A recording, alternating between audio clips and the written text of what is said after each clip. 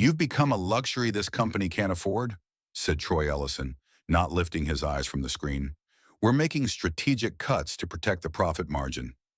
My name is Raymond Carter. I'm 50 years old, and up until that Tuesday morning, I was the senior client relations executive at Option Corp here in Phoenix. 15 years of blood, grit, and gut feeling poured into a company that now acted like I was just a line item on a spreadsheet. No flash, no shortcuts. Just years of showing up, even when it meant missing birthdays, anniversaries, or watching my daughter's graduation through a video someone else recorded. I wasn't the guy who made noise in meetings. I was the one they called after the noise didn't work. When clients panicked or deals were about to fall apart, it was my phone that rang. Not because I had a title, but because I had earned trust. Back then, we were still Western Business Solutions. 3 desks, no website, a fax machine that jammed twice a day. Harold Thompson, the founder, believed in showing up early and shaking hands like you meant it. "Business is built between people, Ray, not logos," he'd say, leaning on the doorway of my cubicle with a coffee-stained tie and truth in his voice. I took that to heart. I didn't sell services. I offered sleep-at-night peace. When the company grew, I grew calmly, quietly, consistently. I didn't ask for a raise every time I saved a contract. I didn't flash around the revenue numbers I brought in, but they were there. Over 40% of the company's annual earnings attached to my name, my voice, my effort. I became the guy who fixed what the new hires didn't even realize was broken. But those stories didn't fit in slides, not in Troy Ellison's world. He wanted dashboards, hashtags, and hungry talent that could smile on camera. I was no longer a name, just a cost center.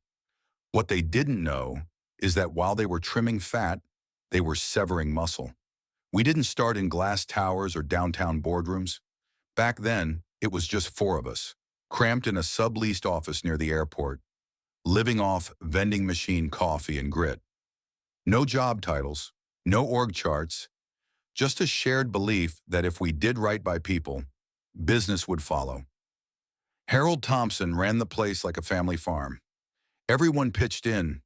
Everyone was accountable. I still remember the first big contract we landed, a local logistics firm on the brink of switching providers. Harold handed it to me with nothing but a firm nod and said, "Make them feel seen." I did, and they stayed for 12 years. Over time, we grew from dusty filing cabinets to digital infrastructure, from handshake agreements to CRMs with 3-letter acronyms I never cared for. But I adapted, because I believed in what we were building. Every new client wasn't a number. It was a story, a relationship, and every system we created, every policy we implemented, had a piece of my thinking in it. I wasn't after applause. I was after results. That's why they grew. That's why we grew. Until the day people started calling the growth scalability and stopped calling me. It never starts with a pink slip. No, the process is quieter than that. More surgical. First, I noticed my name was missing from project briefs I used to lead. Then came the realignment, where my desk was moved closer to the elevator. Troy called it a logistics shuffle. I called it what it was, an exit lane. Then came Brian. New suit, bright smile, lots of enthusiasm and zero history. "He'll shadow you for a bit," Troy said, already checking his phone. I'd been around long enough to know what that meant. Brian wasn't here to learn. He was here to replace. He didn't ask questions, just observed, nodded, typed a lot. And slowly, calls that used to come to my cell started getting intercepted by the front desk. Clients I'd known for a decade now got polite auto replies. "He's in transition," they were told. Translation? "He's out." Then came the tools. "New CRM system for transparency," they said. But I knew the game. You don't build relationships through drop-down menus. You don't win trust through automated greetings. My clients didn't come back because of systems. They came back because I remembered their stories, not just their budgets. One morning, I logged into our scheduling platform and couldn't access my own accounts. The permissions had changed, quietly, no heads up, no justification. The final blow? My travel budget disappeared. No conversation. just a red line on a spreadsheet. That same week, Brian flew out to meet one of my legacy clients. Without me. I sat at home that night, poured myself a bourbon, and stared at the ceiling. Not angry, not yet, just clear.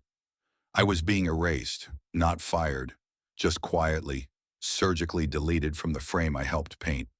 And worst of all, they were doing it with a smile. 2 weeks after I left, the first call came. Catherine from Westridge Holdings. Her voice was steady, but her message wasn't. Brian missed our renewal window. Legal's involved now. That account had been rock solid for 8 years. I'd walked Catherine through 2 acquisitions and a personal tragedy. Now, on the verge of collapse. I didn't offer advice, didn't ask questions, just said, "I'm no longer with the company." She paused.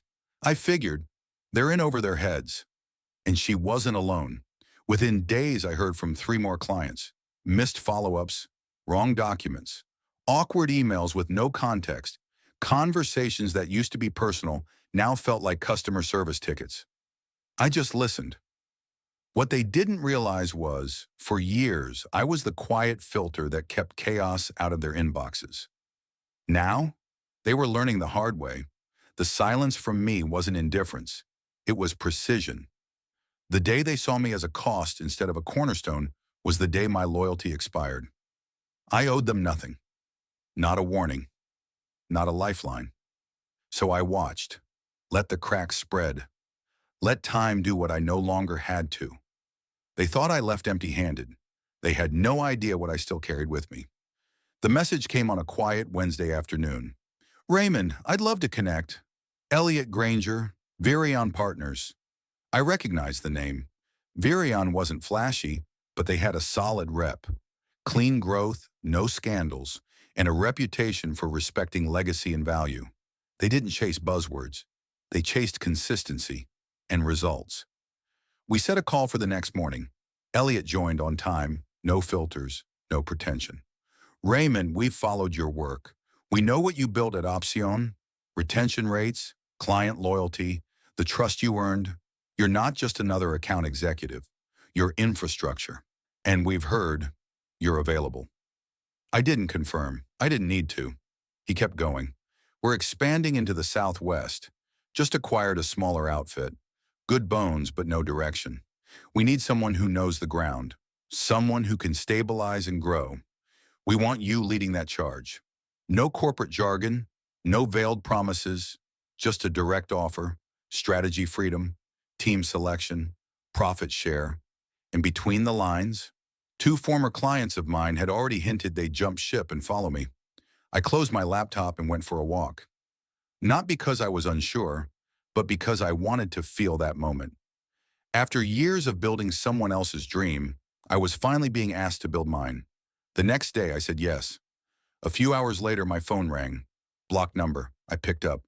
"Raymond, it's Lisa, from finance." Her voice was tense. "I know this is out of the blue, but Troy asked me to reach out. He wanted to know, would you consider consulting? Just for a short transition? Brian's having a hard time and some of our bigger clients, well, they're threatening to walk." I let the silence hang in the air.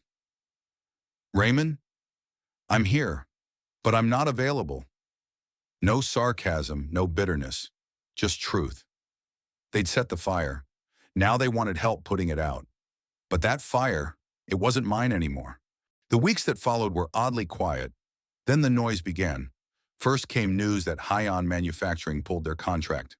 A week later, Westridge Holdings issued a formal complaint citing loss of confidence. In under a month, 3 of Opcion's biggest clients announced they were exploring other options. Translation? They were out. The hallways I used to walk with purpose were now filled with emergency huddles and hollow motivational speeches. Brian, my polished replacement, started slipping. Sent a template renewal email to a grieving widow. Mispronounced a client's name in a meeting. Missed a compliance deadline. And the clients noticed. They always do. Troy tried to hold it together. Called a company-wide meeting. Used words like pivot and temporary turbulence. But the sparkle was gone. The confidence? Cracked. The younger team, once buzzing with optimism, now looked lost. The CRM system, the one they said would streamline communication, began glitching. Records vanished. Renewal cycles got missed. One rep told another in the break room, "Raymond must have taken something." I hadn't. I didn't sabotage anything. I didn't touch their systems. I didn't need to. What they failed to understand was, I was the system. Then came the letter, a formal cease and desist from Opsion's legal department, allegations of misusing confidential information, potential breach of contract, threats disguised as procedure. I read it, folded it, filed it away without reply. They weren't trying to win. They were trying to scare me. But I wasn't the scared one. Not anymore. When your hands are clean and your conscience is clear, silence becomes your loudest weapon. And I was just getting started. The truth didn't arrive like a storm. It leaked. Slow, sharp, undeniable. First came the email, forwarded by mistake. A senior account manager had meant to send it privately, but copied the entire mid-level leadership team. Buried in a damage report was one brutal line. "We removed the only person who understood how this place actually functioned. Now we're paying for it." I read it twice, quietly. No celebration, just clarity. A few days later, a message popped up on my phone. "Lisa, finance again." This time off the grid. "Ray, you should see this." It was a spreadsheet, internal, unfiltered, a roadmap of terminations, dated months before I was ever invited into Troy's office. My name right there. Next to it, replace with younger, digitally native profile, cost analysis complete, symbol of modernization. It had been planned, scripted. I wasn't a casualty of restructuring. I was a marketing decision, a show of force. Troy needed to prove to the board that he could be decisive, so he used me as the opening act. What they didn't count on was the curtain collapsing mid-performance. The real blow came a week later. A former marketing coordinator, laid off shortly after me, published a post on LinkedIn. She didn't name names, but everyone knew. When you rip out the roots of a tree to make it grow faster, it might still grow, but it dies inside. It went viral. Over 3,000 reactions, hundreds of comments, former clients, ex-employees, suppliers, telling their stories. Most of them mentioned one thing in common. Me. They remembered the meetings I stayed late for, the phone calls at 11 p.m., the contracts hand-delivered when a client lost a family member. They remembered trust, and suddenly so did the board. One director stepped down, another issued an internal memo. "We need to reassess the pace and priorities of our cultural transformation." But it was too late. Trust doesn't regenerate with metrics. You don't spreadsheet your way back into someone's confidence. As for me, they finally stopped trying to threaten me. Their lawyers had nothing. I hadn't taken data. I hadn't accessed a single system. I hadn't sabotaged a thing. I had simply walked out and taken with me everything they didn't know how to measure. The loyalty, the memory, the meaning.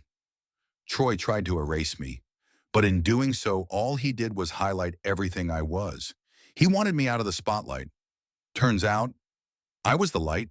I didn't announce a comeback, didn't post any cryptic quotes online, didn't do interviews or launch a brand. I stayed quiet.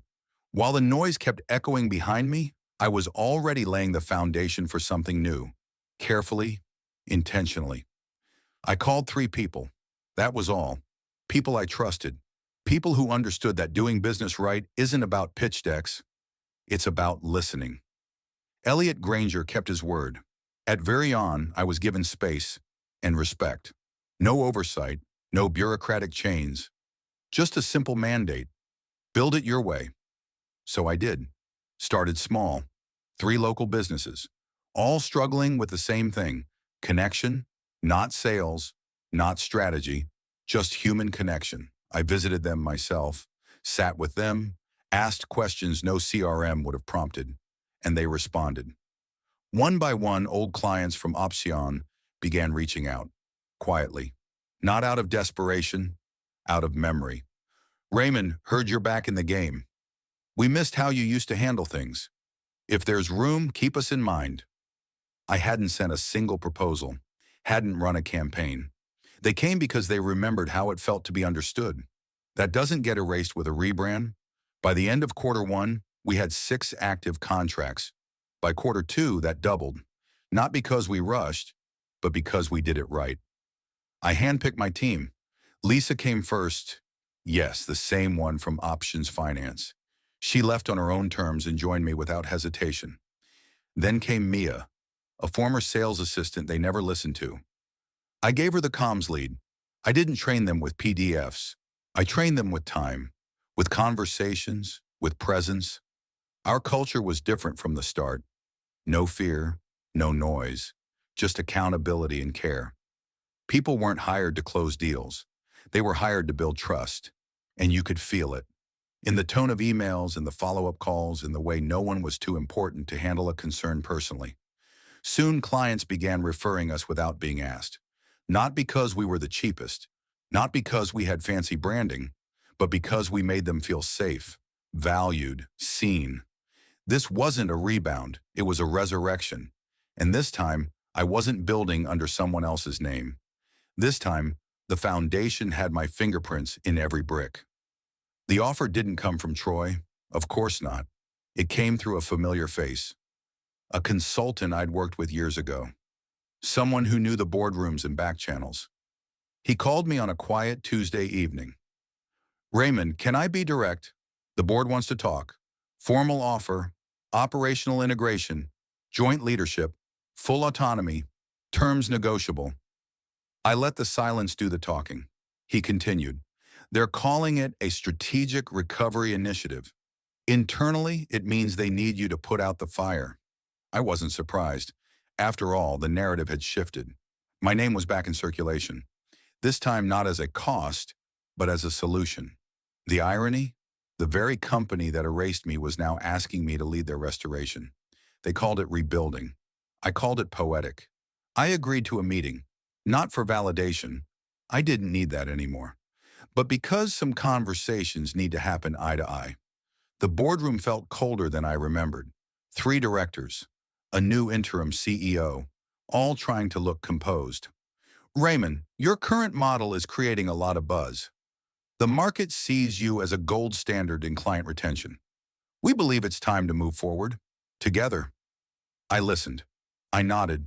Then I spoke. I'm not interested in being part of another illusion of change. They blinked, uncomfortable.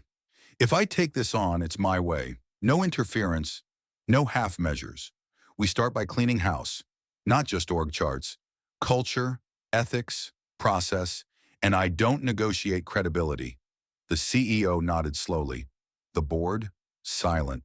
They didn't have a choice, but I did. And that was the difference now. I wasn't hungry for revenge. I was hungry for results. This time I would rebuild the system, not to be appreciated, but to be effective. Not to prove them wrong, but to finally do it right. That morning I stepped into the same building where they once escorted me out without a handshake. Same walls, same halls, same scent of burnt coffee and recycled air. But this time, the badge I wore read, Executive Director of Integrated Operations, and the man who handed it to me, the new CEO, standing, both hands extended. It's an honor to have you back, Raymond. There was no speech, no welcome banner. Just a long pause in the meeting room when I entered. Faces turned, conversation stopped. Even Brian was there, now reassigned to a generic project team. He didn't speak. He didn't need to. His silence said enough. I didn't fire anyone that week, didn't shuffle the deck. I listened, started with one-on-one meetings, heard the fears behind the forced smiles, understood what was broken, not just in the system, but in the people. Then slowly, we rebuilt. No big memos, no buzzwords, just presence, realignment, human clarity. Clients started returning, not because of marketing, but because they felt the shift. Calls were answered. Problems were owned. Promises were kept. One afternoon, I passed by finance and saw Lisa laughing with the new intern. Light. Unforced. Later in the hallway, a young analyst stopped me. Mr. Carter, I heard you were one of the founders of this system. I smiled. I didn't build the system. I just reminded people how to make it work. I wasn't back to prove anything. I was back to restore balance. Because when you lead with clarity and not ego, the room adjusts around you. And respect, it walks back in with you. Estes dias, eu passo menos tempo em reuniões e mais tempo em conversas que realmente importam. I started a small internal program. No branding, no slide decks, just a room, a chair, and an open hour every week. New hires, interns, young analysts, they show up, sometimes nervous, sometimes lost, always curious. And I don't teach them about KPIs or efficiency models. I teach them how to listen, how to spot the real problem behind the surface one, how to treat a client like someone's mother, not a number in a CRM, how to hold integrity even when no one's watching. One of them, Evan, a fresh graduate, asked me last week, Mr. Carter, how did you stay in this industry for so long without burning out or getting bitter? I smiled. Because I stopped chasing titles and started building people. It doesn't show up on spreadsheets, but it's the one investment that never fails. I used to think success needed to be loud, titles, applause, recognition. But the truth is quieter. The value we carry doesn't need to be shouted. It reveals itself over time in the trust we leave behind. And when you've built right, you don't need to return. You echo.